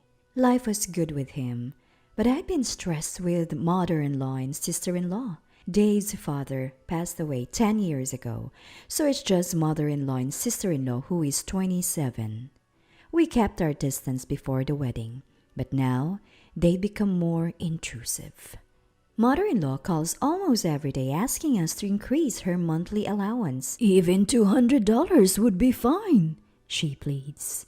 Since Dave is the only providing the money, I tell her to talk to him, but she blames me for not being able to increase the allowance. I also get lectured about not visiting their house often enough for cleaning and other duties. On top of that, sister-in-law visits us unannounced, usually when I'm cooking dinner. "Just making food? I'm hungry, so hurry up," she says, sitting on the sofa and eating dinner before leaving. Even after telling her to inform us before coming, nothing changed. Since they're Dave's family, I didn't strongly refuse expecting Dave to step in for me, but that hasn't happened. 6 months into our marriage, Dave and I finally had a chance to go on our long-delayed honeymoon. Our destination was Europe, where we unwound and enjoyed ourselves to the fullest, free from our usual stress. When we got home after a week of bliss, we heard noises inside the house. I felt a pang of fear, thinking a burglar might have broken in while we were away. "Do you hear that too? There might be someone inside. Should we call the cops?" Dave, unfazed, replied, "We're fine," and walked into the house. I hurried in after him and found my mother-in-law and sister-in-law inside. Relieved that it wasn't a burglar, I was still puzzled about why they were there. "Oh, you're back." "Welcome home. Where are my souvenirs? Did you get the bracelet I asked for?" "There's no way we bought that. It's too expensive." As I stood there, stunned, the three of them continued their animated conversation. Why are you guys here?" "You're annoyed we're here, aren't you? Houses are vulnerable when empty. We stayed to protect your home. You should be thankful." Apparently, mother-in-law and sister-in-law had gotten the keys from Dave to house sit while we were away. I whispered to Dave, "You should have consulted me first." He responded, "They offered to watch the place last minute. I didn't have time to consult you." I decided to let it go, figuring their presence had at least deterred burglars. But when I looked around, every room was a mess. Sister-in-law's clothes filled our closet. Items were strewn all over the living room floor. The living room was littered not only on the table, but also on the floor with all kinds of things, including clothes, bags, remote controls, and comic books. It was exhausting to think about clearing up, especially after traveling, but that wasn't even the main issue. Despite our return, mother-in-law and sister-in-law showed no signs of leaving. It's getting late. You should head home. We're family. Why bother about formalities? Sister-in-law said, continuing to make themselves at home. I had hoped they'd leave the next day, but even after I returned from work, they were still there. I made it clear they needed to go, but they insisted. We're family, so don't bother about us. I was still doing all the cooking, cleaning, and laundry. So, Dave and I decided we have to ask them to leave when he got home. While cleaning the rooms, I noticed one of my perfumes was missing. It was a limited edition perfume that is not available now and cost over $300, so it was something I used to cherish little by little. In a rush, I asked my mother-in-law, and she had no idea about the perfume. When I confronted my sister-in-law, she said, Oh, I have that. And pulled the perfume out of her bag. But almost none of it was left. I had been saving it, and at least 60% was supposed to be left. It smells good, doesn't it? My friend said so too, so I lent it to them. She said it so casually without any remorse that I finally lost my temper. Why are you using it without asking? What you're doing is theft. Did anyone teach you not to steal? Seriously? I just borrowed it. Why are you making such a big deal? If you only borrowed it, will you give it back? Fine, but I used some. So half the price should be okay, right? I don't want money. I want the same item back. Wow, you're pretty. It's just perfume. I know your brand. It's not that expensive. Saying that, she checked the price on her phone. What? Why is this so expensive? Spending $300 on perfume is stupid. If it's so important, lock it up. She seemed flustered, realizing it was more expensive than she thought. It was important, so I only use it at home. I never thought I'd have a thief as a relative who'd barge in and use my things. Don't call me a thief for using some perfume. While we were arguing, Dave came home. What's all this noise? Listen, Ro, I use a bit of her perfume, and she's calling me a thief. Leaving the loud sister-in-law in the living room, I explained everything to Dave in the bedroom. I can't take it anymore. Kick mother-in-law and sister-in-law out! Don't get so mad. I hadn't told you yet, but we're all going to leave here now. I was stunned by the unexpected news. Our old house is falling apart. We were debating repairs or moving. Living here saves money, and we have room. Why didn't you consult me? Don't I contribute to the mortgage? Mom already started selling the old house. We're all living here. If you don't like it, leave. I felt my affection for Dave cooling at his unilateral decision. Understood. With that, I began packing only the essentials into my suitcase. Dave didn't stop me. Instead, he said, Running away after a fight is childish. And returned to the living room. Mother-in-law and sister-in-law smirked as they watched me pack. As soon as I stepped out the door, they locked it behind me. I had no intention of ever going back to that house, so I felt nothing about leaving. I stayed at a hotel and contacted my boss, so I often consult with, to take a few days off. During that break, I found a new place to live and informed my parents that I had moved out because my mother-in-law and sister-in-law had moved in, and Dave told me to leave. I also told my worried parents that I planned to divorce Dave. The only message I received from Dave during this time was an email saying, You can come back if you repent. They both said they'd forgive you. When I told Dave over the phone that I wanted a divorce, he first responded, You're divorcing me over this? Can't you just put up with it a little longer? But when he realized I was serious, he agreed to the divorce. Things progressed smoothly after that, and the divorce was finalized within a few days. I wanted to end things quickly and sever ties, so I left the house today without any division of assets. Although we had been married for less than a year, the divorce led to concerned questions from friends and those around me. The old me might have said, "It's nothing," and kept quiet. But I was over it and told everyone what had happened. Everyone was sympathetic and supportive, so I'm glad I spoke up. Living alone now, I no longer have to spend time on household chores and can focus more on work. I came up with 3 times the usual number of projects and even offered support to those who were struggling. Though my boss was concerned for me, I was grateful to throw myself into work, as being alone would bring back painful memories and make me wonder if I was also at fault. About 5 months after the divorce, Dave called. I had left most of my belongings at the house, so I thought the call might be about disposing of them and answered. At first, he asked things like, What are you doing now? And are you living alone? avoiding the main topic. Although Dave is the kind of person who gets grumpy if you don't get to the point, I had to bring it up because time was precious. Why did you call? I want to get back together. I had no intentions of reconciling, so when I tried to hang up, Dave hurriedly stopped me. Wait, there's something else I have to say. What? I'm busy, so make it quick. Can you lend me some money? I'm having a hard time with the mortgage payments. Though the mortgage was challenging for Dave alone, it wasn't an amount he couldn't afford on his income. It turned out that Dave thought he'd get a raise soon and would be able to maintain the house even after the divorce. However, the raise didn't happen, and he was told future raises would be difficult, so he decided to quit and find a new job.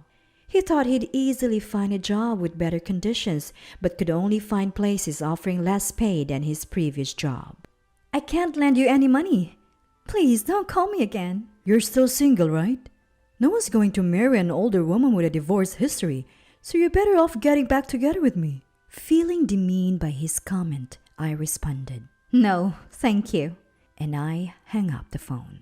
I wondered why I ever liked such a person and felt disappointed in my lack of judgment. And so, not just from Dave, but also from mother-in-law and sister-in-law, the calls kept coming. From what I gathered through their calls, they assumed Dave must be earning well since we bought a new house and had a grand wedding reception. They thought I was the one preventing Dave from giving them more money because he himself said he couldn't afford it. So they believed that if I were out of the picture, they could live comfortably. Turns out, Dave's salary was less than they expected, and they panicked, hence the frequent calls. While it's common to think that men earn more than women, I actually make more than Dave. I wanted to block their calls, but Dave knew where I worked. I was afraid they might call or even show up at my workplace, so I answered the phone once in a while. The conversations were always about money. He'd say things like, They both are spending too much and drain our savings. or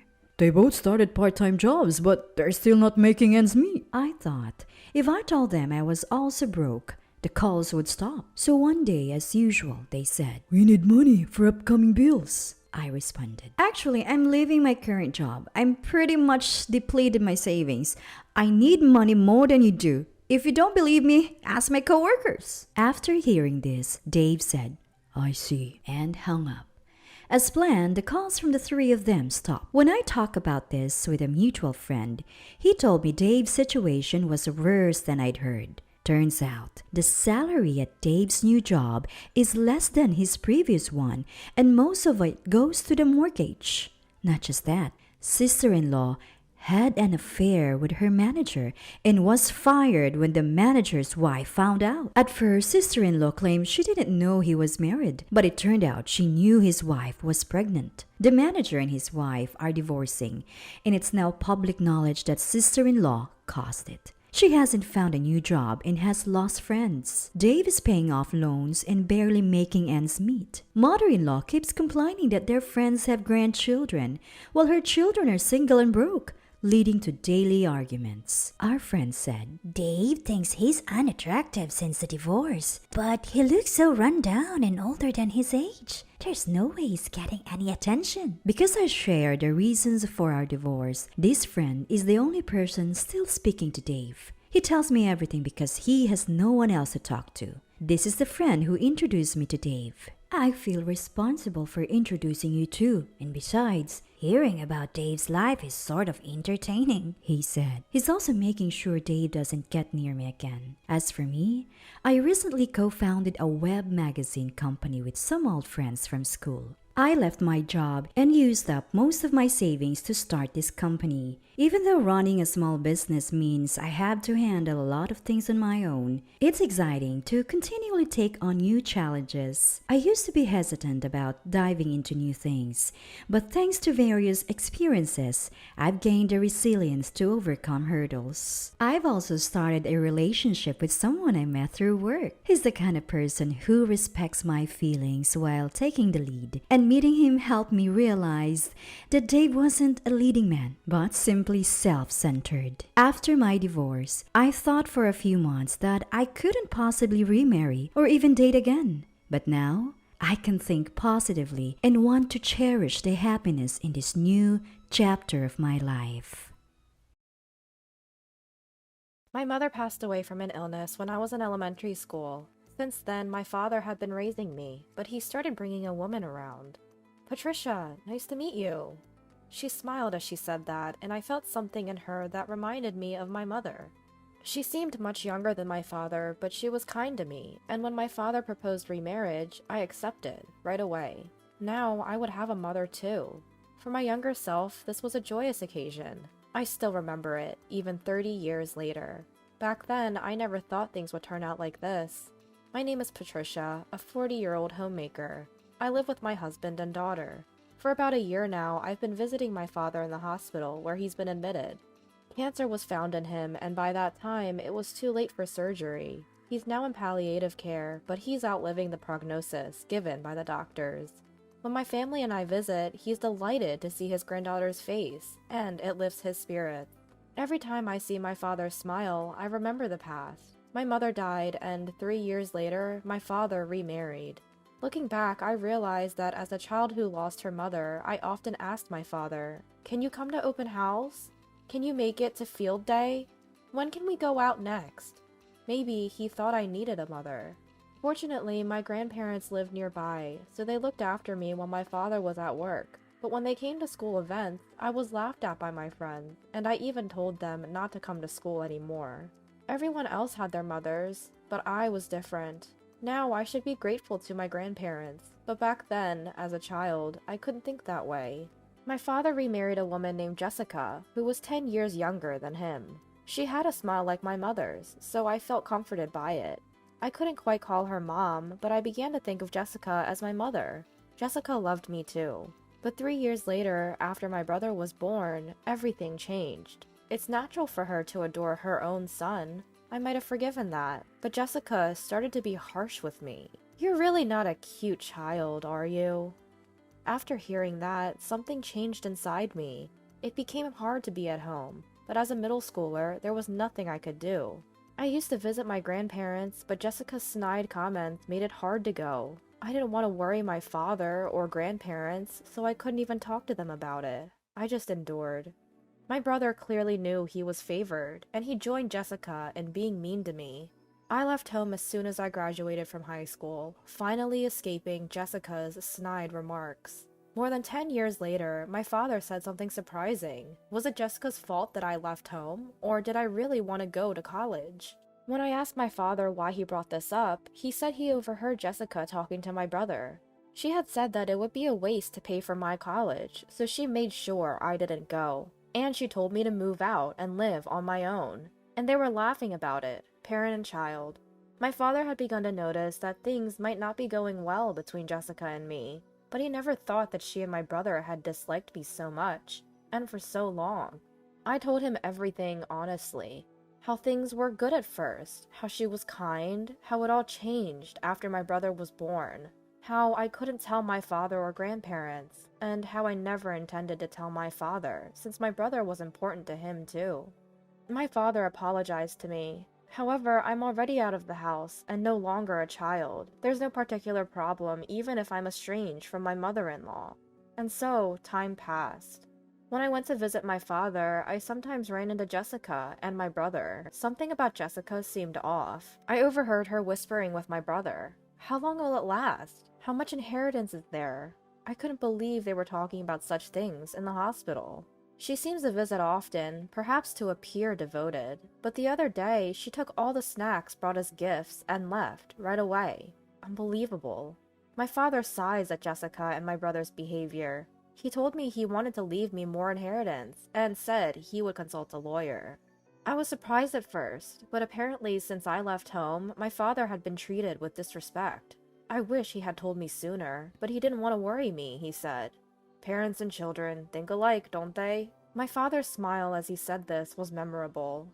One day when I went to visit, my father was out for a test, so I decided to take his laundry home. Jessica and my brother came in. Oh, here again? Trying to show how much you love Dad to get more inheritance, huh? Jessica said, laughing. I had a bad feeling, so I said I was going to the restroom, left my things, and exited the room. When I returned about 10 minutes later, Jessica was hurriedly hiding something. I just greeted her and left. A month later, my father passed away suddenly. Time flew by with the wake and funeral. Once everything was over, I went back to my parents' house to sort out my father's belongings. He had asked me to do so while he was alive. Then Jessica came. Don't take anything valuable. I was stunned by her words. Then she and my brother brought an envelope. Oh yes, about the inheritance? He said he's not leaving anything for you. What? I didn't understand. Inside the envelope was a paper marked as a will. My daughter, who quickly abandoned her parents' house, has no intention of leaving an inheritance. Instead, I'll leave it to my devoted wife and son, Jessica said. There's no way my father would say that. But indeed, in my father's handwriting, the will stated that the inheritance would go to his wife and son. Aren't wills supposed to be unsealed, only in the presence of a lawyer? I argued with my limited knowledge, and she said this was a copy, and the official document was with the lawyer. Jessica didn't stop. I'm relieved to have had a hard-working husband. Now my life is secure. I can live a wealthy life with my only son. My brother was smirking along with her. The disappointing daughter must take after her mother, marrying a man with no real income. How pitiful. I was furious at those words. What? What do you know about my mother? And my husband is a much better person than you, and he earns enough to allow me to be a homemaker. I could forgive her talking about me, but I was enraged when she spoke about my mother and husband. However, Jessica was unfazed. Well, that doesn't matter. Anyway, I've got the inheritance. Just take the worthless things as keepsakes. Now please, leave, stranger. I never thought she could be this kind of person. All she talked about was inheritance and money. I didn't want anything more to do with her. Understood. Jessica smirked at my words and brought out a large travel bag. Well, we're going on a 3-week vacation. Now that we have the inheritance, we'll have a blast. I was amazed that she could do such a thing right after her husband's death. I left my parents' house, speechless and wondering why my father never divorced such a person. The next day, a man claiming to be a lawyer appeared at my door. He had known my father for a long time and smiled nostalgically at me. That's when I learned a shocking truth. Jessica and my brother had gone on vacation. Apparently, they wouldn't be back for 3 weeks. During that time, I went to my parents' house to sort things out and requested the house be demolished. My father had arranged everything before his death, and the demolition went smoothly. On the day Jessica and my brother returned from vacation, I ambushed them with a lawyer at the site where my parents' house once stood. They screamed. What is this? What's going on? I had the house demolished. Everything that wasn't mine or my father's is stored in a self-storage unit. What are you talking about? This is our house. How dare you demolish it without permission? Compensate us right now. Jessica yelled at me, but I calmly replied, this house and land are mine, so I can do what I want. Besides, my father told me to demolish it. Jessica, furious, showed me the will from earlier. Look at this will! It says it's ours! I was amazed at how important the inheritance was to her, that she took the will on vacation. That will is a fake, I said, and Jessica was furious. That's impossible! Look! The date and name are written here! I was astonished at her desperation and retorted, "My father had entrusted the real will to a lawyer, and he had arranged for the inheritance. It states that only part of the savings goes to you two, while the house, land, and other savings go to me. Also, my father had arranged for the demolition of this old house, saying it would be better to sell the land." My father, realizing that Jessica and my brother were only interested in the inheritance, had consulted a lawyer after being hospitalized. Every time Jessica visited the hospital room, she pressured him to write a will, leaving the inheritance only to them. She even said the hospital fees were a waste and that he should die soon. It seems that even my father was furious about this, but if he divorced now, he'd have to divide the property. He thought that if he had to leave his assets to such a wife, he couldn't divorce. Over and over, he was told about the will, and my father said, "I wrote the will in the presence of a lawyer. This is a copy of it," and handed it to Jessica. That seems to be the paper from earlier. It seems that Jessica and my brother are to receive a few $1,000s each, but according to the lawyer, they were together as husband and wife, and he's her real son. There's no love, but there's compassion, so he decided to leave that much. Jessica and my brother were stunned, but I spoke even harsher words. "You're lucky to even get a few $1,000s, but you destroyed the will, didn't you? In that case, you lose all rights to inherit." Then Jessica was visibly shaken. "What are you talking about? That's not true."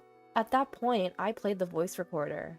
It was the voice recorder I had hidden in my belongings when I said I was going to the bathroom, after finding my father was out for a test when I entered his hospital room. The conversation between Jessica and my brother, who came in later, was perfectly recorded. It included the fact that my father was angry at Jessica's attitude and wrote a will leaving everything to me, and that they had destroyed it. The day before, Jessica and my brother had visited, but my father was furious at their usual attitude. In that flow, he called a lawyer to write a will leaving all his inheritance to me, and he had kept the written will. That day, Jessica and my brother came to the hospital room, probably to get forgiveness from my father. But unluckily, it was me in the hospital room, not my father. However, they found the will while I was away and tore it up. With this, the will is invalid. Now all we have to do is make him rewrite it to leave all the inheritance to us. Though it's only a voice, I can picture them grinning. What they hid in a hurry when I returned was the torn up will. "You really are a nasty girl." I hear the same line after decades, but I'm not a child anymore. I laughed at that. "I don't care. It was my childhood home too, but I'd rather lose it than let you two live there." Then my brother interrupts the conversation. "Hey, Mom, what about the $10,000 you spent on the trip?" Hearing this, Jessica is visibly shaken. Apparently, she thought my father's inheritance was coming and had been spending quite lavishly. I wonder how one can spend $10,000 in just 3 weeks. Jessica suddenly changes her attitude and turns to me for help. "Patricia, we're family, aren't we? You'll share a little with us, right?" "What? What are you thinking? I don't consider you family. Besides, your son is in the prime of his career, so he can pay that amount right away, can't he? Since he's good enough to belittle someone's husband, he'll surely earn it for you, won't he?" I left Jessica and my brother, who were in a state of confusion, and walked away from the scene. Later, I found out that my brother had apparently quit the company he used to work for. He made a mistake at work and didn't like being guided by his boss, so he predicted that he could live without working, now that he had my father's inheritance. And he had been wandering around, without even looking for a new job. It seems he had a hard time finding a place to live, but somehow he rented an old apartment, and the two of them started part-time jobs.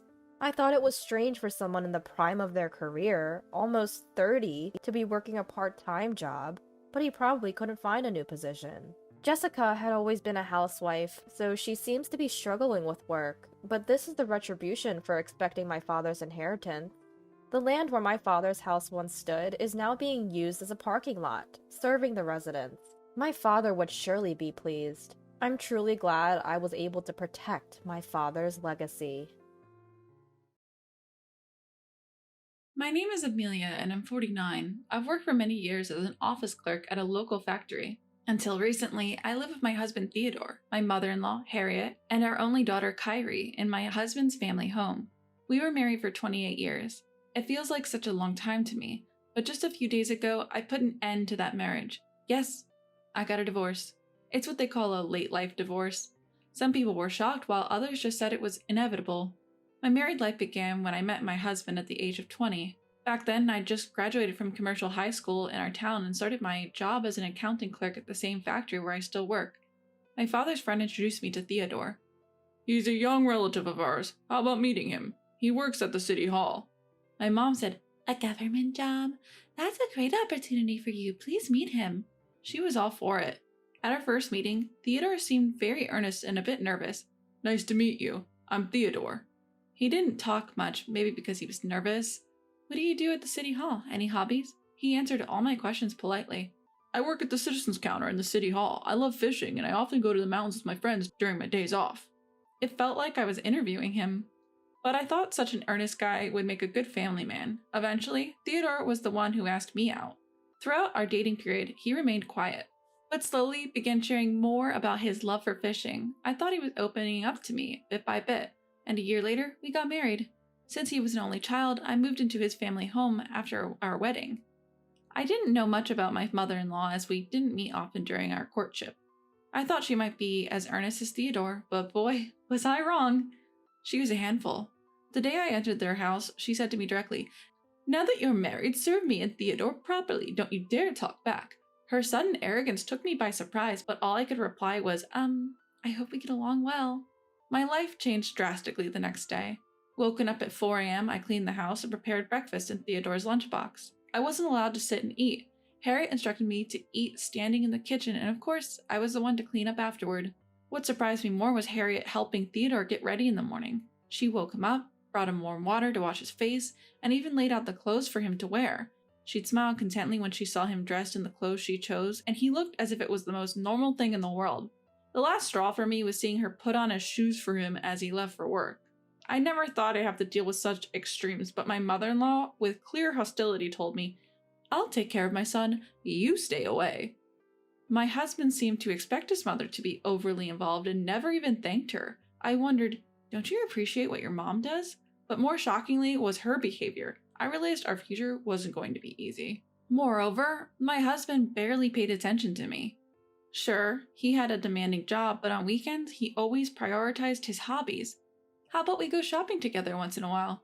Even when I suggested, he would reply, "I'd rather go fishing. You can go alone." "I want to spend time with you." "There's no need for that." That's how he dismissed me. The only times he'd join me were for events like relatives' weddings or funerals. One day I asked him, "Why did you marry me?" He said, "Family was pressuring me since I was getting older. Finding someone on my own was a hassle, and you were introduced at the right time, so I just married you." Shocked, I asked, "Didn't you love me?"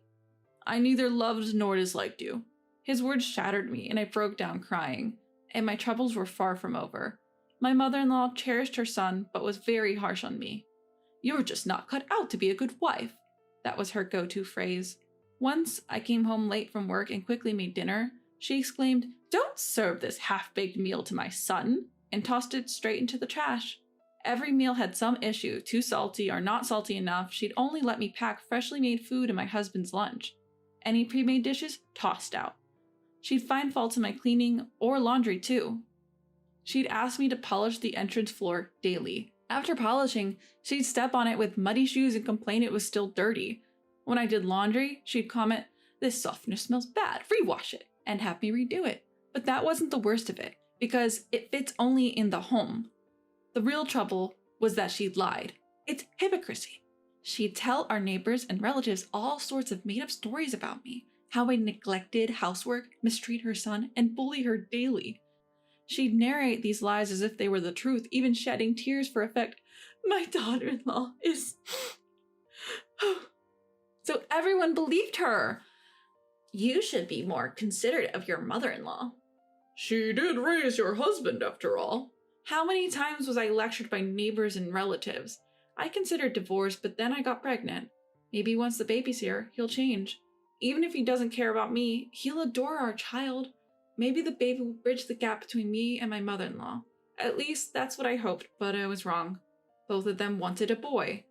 They were there at the hospital when I gave birth, but when they heard the baby's gender, they didn't even look at the baby's face. What, a girl? I still remember my husband's words like it was just yesterday. Even my mother-in-law lamented, "Not a girl." Her face fell, sighing deeply. We named our daughter Kyrie, a name I came up with. The two of them had only thought of boy names.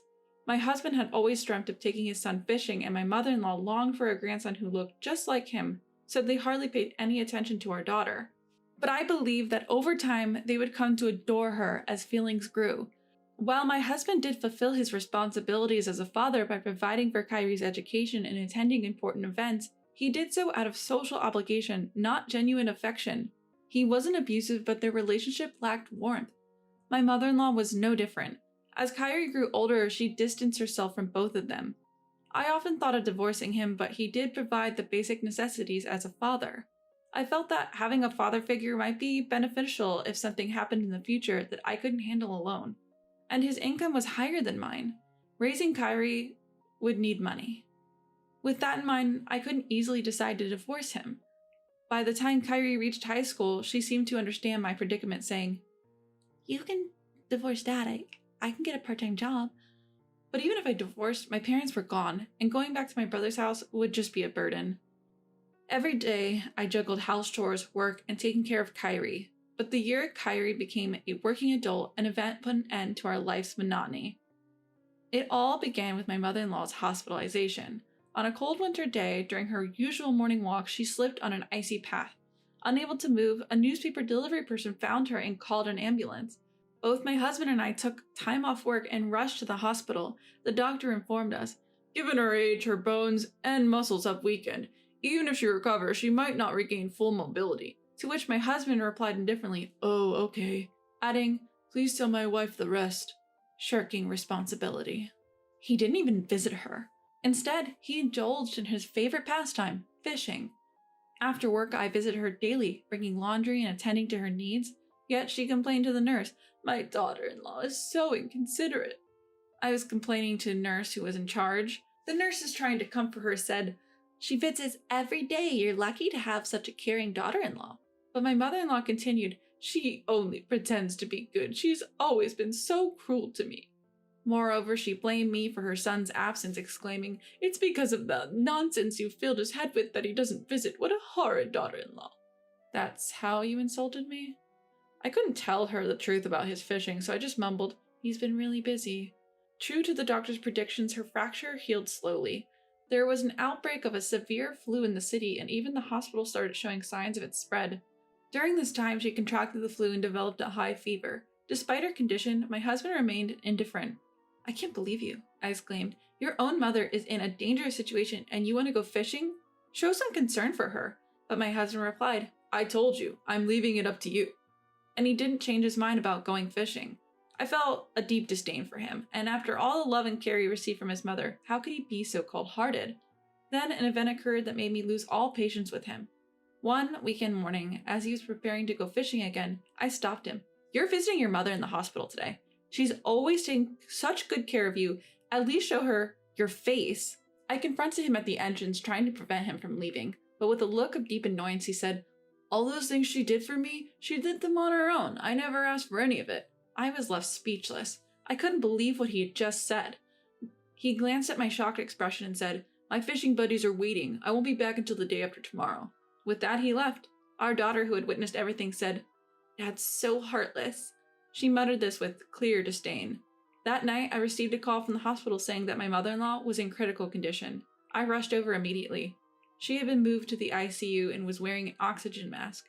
Apparently, she had developed pneumonia, the doctor told me. "Tonight might be crucial." Of course, I tried to contact my husband immediately, but he ignored my texts and calls and didn't respond to my emails. I was disgusted with him. Why should I have to run around for a woman who had always been treated so poorly by her own son? Why should I be the one by her side during her last moments? Shouldn't her own son, my husband, be the one doing this? After all, she had never done anything for me. Even knowing that his mother was critically ill, he prioritized his own fun. Why should I exhaust myself for these people? I'd had enough. These thoughts crossed my mind. "I see, then I'll be leaving." "Huh?" I told the doctor, who looked at me in surprise. "It's better if her son is here. I'm going home." I left the hospital in a hurry. When I got home, my worried daughter was waiting. "How is she?" she asked. "It seems she might pass away tonight, but honestly, I don't want to be the one taking care of her, so I came back," I replied. She nodded, asking, "What will we do next?" "We're going to get divorced. You're old enough now." "That sounds good. I've been thinking of living alone. I've always been worried about you." "Thank you." The next morning, we left our home early. It might be uncomfortable, but we decided to go back to my childhood home. When we arrived and told my brother and his wife what happened, they were furious that I hadn't said anything sooner. A few days later, I had a flood of missed calls and text messages from my husband. I ignored them all, but eventually reached out. "What the hell are you doing? "Well, You left when you knew my mother was critical. Because of you, I had to rush back from my trip. you should have. She's your mother, after all. It's your responsibility." I expected you to take care of her." "I never said I understood. And after all the care she received, don't you think it's time to give back a little?" I spoke with a sharp tone. My husband fell silent, but I pressed on. "So, how's your mother doing now?" "She's stable, but she's weak, and they said she won't be able to move like before." "So, are we putting her in a care facility?" "That's gonna cost a lot. Why don't you just take care of her?" "I won't." "Excuse me?" My husband sounded puzzled by my response. I said I won't. I don't want to be with someone who's indifferent when others are in need, and I certainly don't want to care for a mother-in-law who constantly belittles and lies about me. "So, what? You're saying you want a divorce?" "Yes, I do. Even Kyrie agrees with me." "She's okay with abandoning her grandmother and father?" "Excuse me? You've always been indifferent to Kyrie. Now you're saying she's the one abandoning? Don't be ridiculous." My husband fell silent again, but quickly retorted, "But you're just a clerk at a small-town factory, right? How will you manage without me?" He mocked my job, using finances as leverage. "Oh, I'll be fine. I earn as much as you do." "You're lying." "I'm not. How long do you think I've been at that company? I'm in a senior management position and soon I'll be on the board. Plus, Kyrie's working now. I've always worked at that factory since graduating, juggling household chores and raising Kyrie. There were times I wanted to quit because of the physical strain, but I couldn't afford to lose the income. I worked hard with that mindset. Over the years, the company grew from a small-town factory to one of the largest in the region, and I climbed the ranks to a senior position. Now I'm able to take a seat on the board. But it's no surprise my indifferent husband didn't know. All he cared about was fishing. I've made up my mind to divorce you. From now on, let's communicate through our lawyers." "Hold on, we're married, aren't we? Let's talk this out." "I won't wait. The situation made it clear to me how self-centered you are. Goodbye." Ignoring my husband's pleas, I hung up the phone. After that, I proceeded with the divorce through my lawyer. He initially resisted, saying, "A divorce would look bad. We have my mother's care to think about." But I was adamant. Eventually, he reluctantly signed the divorce papers. Of course, I made sure to get a fair share of the compensation and assets. My ex-husband ended up taking care of his mother at home. He wanted to place her in a care facility, but she insisted on being cared for by her son, so he had no choice but to provide home care. However, given his history of indifference, it's no surprise he struggled with the demands of caregiving. Their relationship deteriorated with constant arguments. I heard they fight every day. Just the other day, as I passed their house, I heard them shouting at each other. A neighbor mentioned, with a wry smile, that their arguments often last till late at night. My daughter Kyrie started living on her own, and I rented an apartment near my workplace. The apartment allows pets, so I recently got a turtle. Watching its leisurely pace makes me feel like the hectic pace of my life has slowed down. I want to spend time for myself now and live each day with enthusiasm.